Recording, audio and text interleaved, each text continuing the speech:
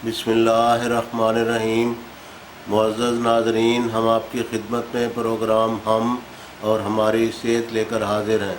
और आज हमारी इस मजलिस का मौजू है अमराज़ मैदा, बिलखुसूस मैदे की गैस, तेज़ाबियत, मैदे की जलन, एसिडिटी और मैदे का अल्सर व ज़ख़म वगैरह। इस सिलसिला में हम नाज़रीन की खिदमत में एक नहायत ही खुदा के फ़ज़ल के साथ आज़मूदा, तजर्बाशुदा और मौसर और बेज़रर होम्योपैथी का नुस्खा पेश करेंगे, जो हमने अनगिनत मरतबा आज़माया और अल्लाह ताला के फ़ज़ल के साथ इसको मुफीद पाया।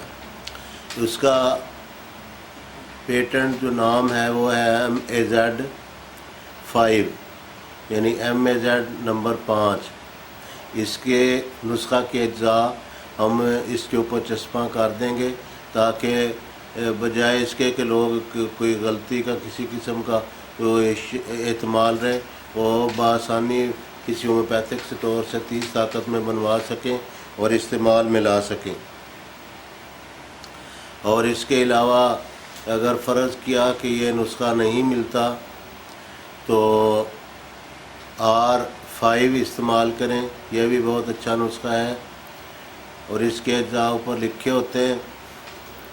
तो अब हम इस बारे में चंद एक बातें बताते हैं कि ये 30 ताकत में MAZ-5 तैयार करवा लें लिक्विड फॉर्म में, और 100 ग्राम होम्योपैथी की जो टैबलेट हैं वो ले लें, उनके ऊपर स्प्रे करके इस्तेमाल करें।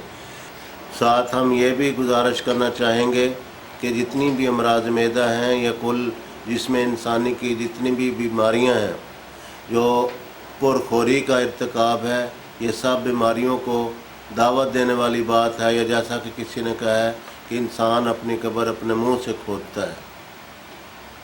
हज़रत रसूलुल्लाह सल्लल्लाहु अलैहि वसल्लम ने फरमाया कि कमखोरी इलाजों की माँ है।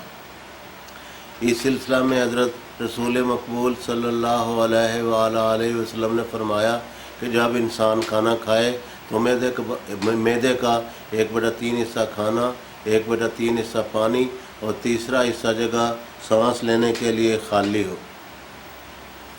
तो कमखोरी अपनाने और पुरखोरी से बचने के लिए मौसर जो एक तरीका है वो ये है कि दस्तरखान पे, टेबल पे जब खाना खाने से पहले गोया कि एक अज़राए तफन्नुन हम कह देते हैं कि स्टॉप साइन बनाएं, तेज़ी करने के बजाय कुछ लम्हों के लिए रुक जाएं।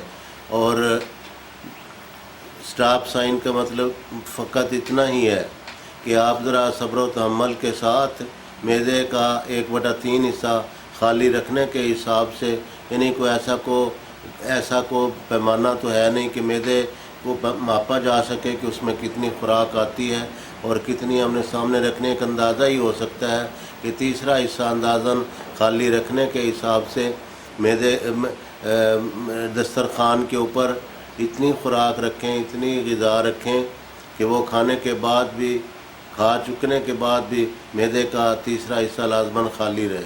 अगर ज़्यादा खुराक होगी तो ज़्यादा ही खा ली जाएगी। और इतनी खुराक पर कनात करना सीखें। और अगर बिलफ़र्ज़ किसी के ज़हन में ये सवाल पैदा हो कि बाद औक़ात टेबल के ऊपर, दस्तरखान के ऊपर ज़्यादा खानों का एहतमाम होता है, मिसाल के तौर पर 2 या 3 खाने हैं, एक से ज़्यादा जितने भी हैं, तो इस सूरत में जो मजमूई तौर पर जो कुल मिक़दार है वो खा चुकने के बाद भी तीसरा हिस्सा फिर भी मैदे का खाली होना चाहिए।